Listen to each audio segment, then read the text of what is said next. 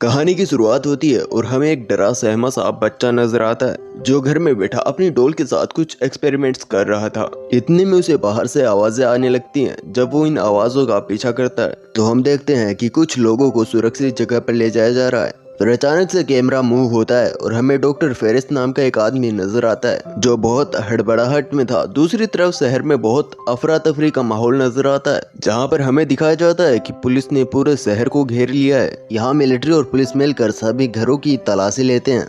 इस बीच उन्हें एक घर के बारे में सूचना मिलती है तो पूरी मिलिट्री और पुलिस फोर्स उस घर की तरफ दौड़ती है। यहाँ सभी सैनिक एक एक करके उस घर में घुसते हैं और उस घर को पूरा घेर लेते हैं। छानबीन के दौरान कुछ ऑफिसर्स एक कमरे में पहुंचते हैं जिसका दरवाजा खुलते ही सबके होश उड़ जाते हैं। दरअसल उस कमरे में एक रोबोट होता है और उसकी बॉडी में एक टाइम बम फिट होता है, लेकिन सैनिक कुछ समझ पाते इससे पहले ही बॉम्ब ब्लास्ट हो जाता है और सभी सैनिक मारे जाते हैं। सीन शिफ्ट होता है और हम डॉक्टर फेरिस को देखते हैं जो कि एक लड़के याया के साथ था। वो याया से पूछताछ करता है। तभी हमें पता चलता है कि याया कोई ऐसा वैसा इंसान नहीं है बल्कि वो एक बुद्धिमान साइंटिस्ट है। फिर रात बीत जाती है और दिन के उजाले में हमें याया साइकिल पर मस्त घूमता हुआ नजर आता है। अब हम आ चुके हैं याया की पास्ट लाइफ में जहाँ पर हम याया को एक बहुत ही खूबसूरत लड़की आसमा के साथ देखते हैं जो कि उसकी क्लासमेट थी। दोनों किसी मुद्दे पर चर्चा कर रहे होते हैं लेकिन इनकी आवाज प्रोफेसर के कानों तक पहुंच जाती है और प्रोफेसर और कोई नहीं बल्कि डॉक्टर फेरिस ही था। वो याया को बुलाता है और एक क्वेश्चन सॉल्व करने के लिए कहता है जिसे याया पलक झपकते ही सॉल्व कर देता है, जिससे प्रोफेसर की दुखती आत्मा दर्द से तड़पने लगती है।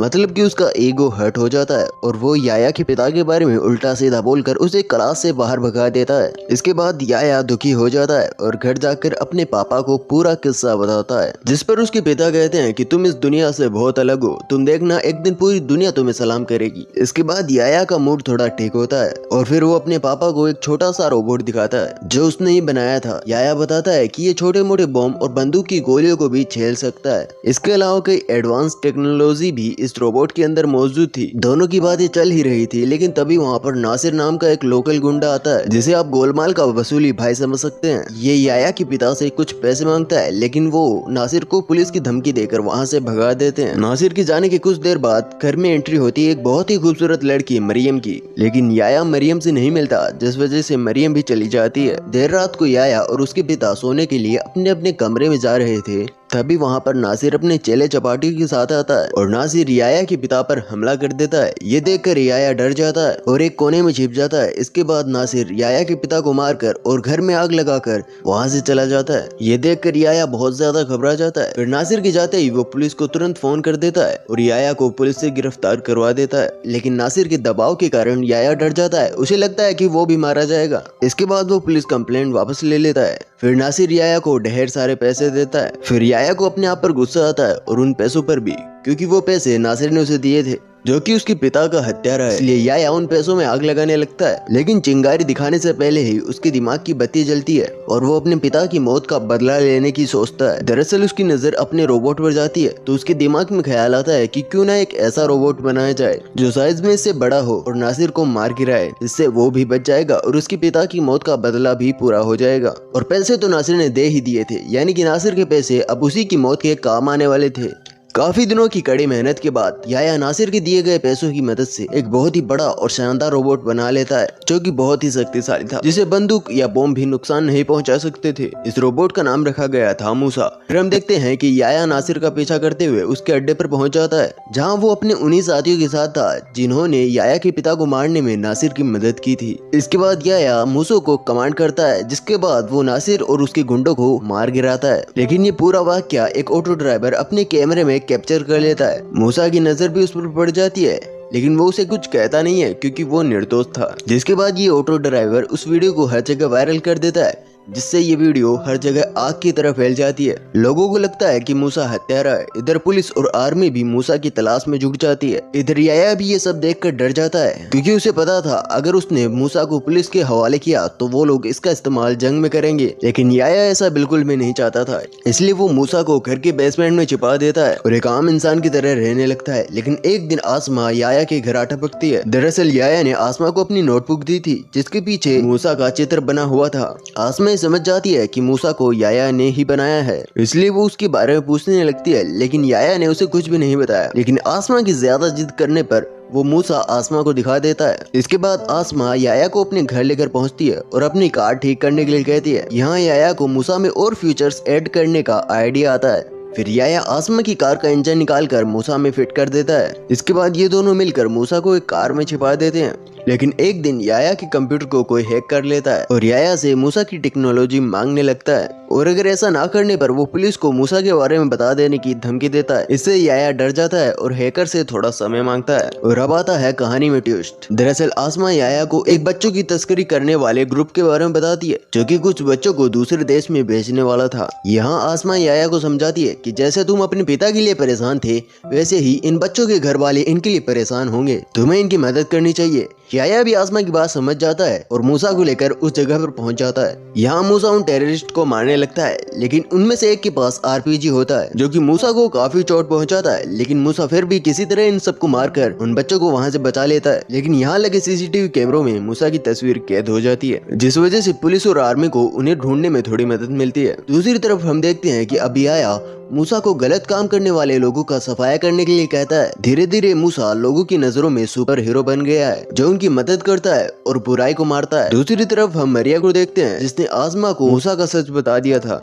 वो गुस्से में याया के पास आती है और मूसा के बारे में पुलिस को बता देने के लिए कहती है। लेकिन याया मरियम की बात नहीं सुनता, इसलिए मरियम गुस्से से वहां से चली जाती है। इसके बाद हम देखते हैं कि डॉक्टर फेरिस जिसका बच्चा बहुत बीमार था इसलिए फेरिस उसका इलाज कराने के लिए यहाँ पर आया था और तभी उसे जकरिया नाम के एक शख्स का फोन आता है और फेरिस तुरंत ही जकरिया से मिलने के लिए चला जाता है। जकरिया असल में वो ही ऑफिसर था जिसे मूसा को पकड़ने का जिम्मा सौंपा गया था और अब वो चाहता था कि डॉक्टर फेरिस भी उसकी टीम में शामिल हो जाए, इसलिए डॉक्टर फेरिस भी हाँ कर देते हैं और फिर शुरू होती है असल वॉर। और जब डॉक्टर फेरिस मूसा पर रिसर्च करते हैं तो उन्हें लगता है कि इसे जरूर याया ने बनाया था, इसलिए वो अगली सुबह ही अपनी चमचमाती गाड़ी के साथ याया के घर पहुंचते हैं कुछ पुलिस वालों को लेकर। यहाँ सभी लोग मिलकर याया के घर की अच्छे से छानबीन करते हैं लेकिन उन्हें वहाँ पर कुछ भी नहीं मिलता, इसलिए डॉक्टर फेरिस भी वापस लौट आते हैं। और डॉक्टर फेरिस के वापस आते ही जकरिया कहता है कि तुम पागल हो, तुम में अकल नहीं है। इस पर डॉक्टर फेरिस कहते हैं कि नहीं, मैंने याया के घर पे कैमरा फिट कर दिया है क्योंकि मैं जानता हूँ कि इस पूरे शहर में तो क्या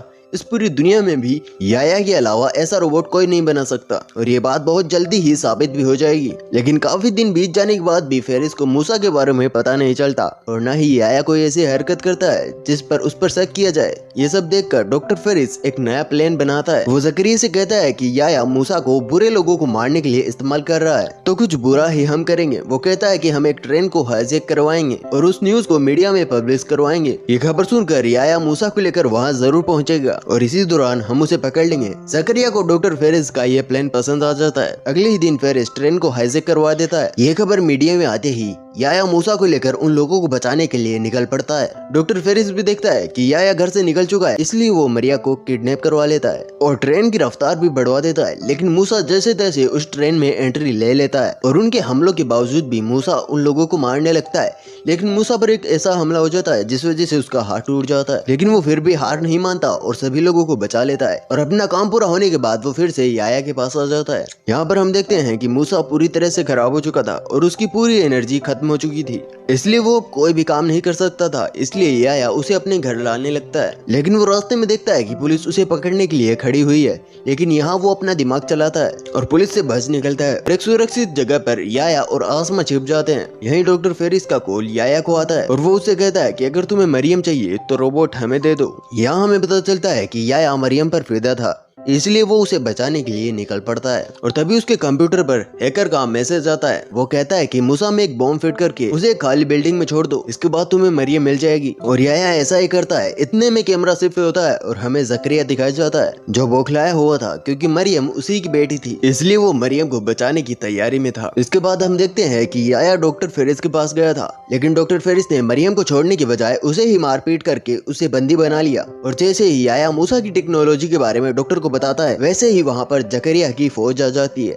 और डॉक्टर वहाँ से भागने लगता है। इधर याया भी सुरक्षित जगह पर पहुँच जाता है जहाँ उसे मरियम का फोन आता है और वो उससे कहती है कि तुम वहाँ से निकल जाओ क्योंकि वहाँ पर बॉम्ब है। लेकिन इससे पहले याया वहाँ से भागता, वहाँ पे एक जोरदार धमाका होता है। इसके बाद मूवी का स्टार्टिंग सीन दिखाया जाता है और उस हैकर का चेहरा भी, जो उसी बिल्डिंग के पास जाता है और मूसा की मदरबोर्ड और उस मलबे में दबे याया को उठाकर वहाँ से चल देता है। डॉक्टर फेरिस को भी जेल में डाल दिया जाता है और ये कहानी इसी के साथ खत्म हो जाती है। तो दोस्तों, आपको क्या लगता है ये हैकर मूसा और याया के साथ अब क्या करेगा? कमेंट्स में जरूर बताना। वीडियो को लाइक और शेयर जरूर करें और ऐसे ही वीडियो के लिए चैनल को सब्सक्राइब करके पास ही लगे बेल आइकन को प्रेस कर दें। और अगर आपको किसी पर्टिकुलर मूवी का एक्सप्लेनेशन चाहिए तो कमेंट करके मुझे बताएं। तो आज के लिए बस इतना ही, मिलते हैं अगले वीडियो में, तब तक के लिए जय हिंद।